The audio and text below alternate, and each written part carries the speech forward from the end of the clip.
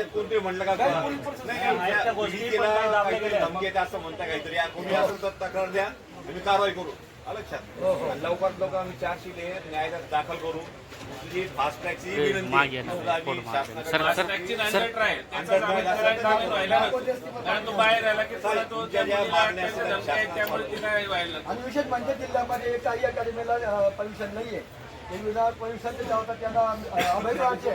ठीक आहे, तो विषय आहेत ना अक्कलकोट सारख्या शहरामध्ये शारदा पवार कसं काय घडलं ते कालच्या वेळेस या घटना दाबले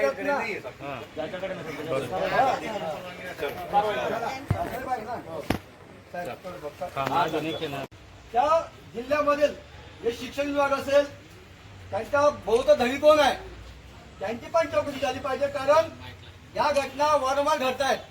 काही घटना उघडकीस येत आहेत, काही दाबले जात आहेत.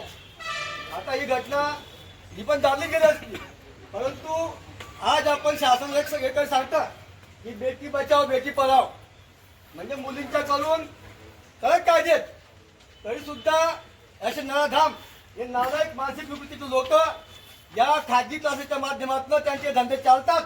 यांना पायबंद घातलं गेलं पाहिजे अशी आमची अशी मागणी आहे. याचे जेवढे पण असे खाजगी क्लासेस असतील या अकॅडमी असतील त्यांचा बंदोबस्त झाला पाहिजे. त्यांच्याकडे परमिशन त्यांच्या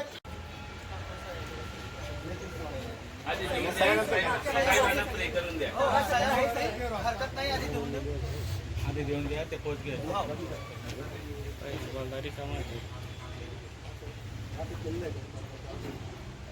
खरं म्हणजे पोलीस प्रशासनाने त्यांचं काम त्या आरोपीला अटक करण्याचं केलेलं आहे. वनिता ताई पुढे या तुम्ही.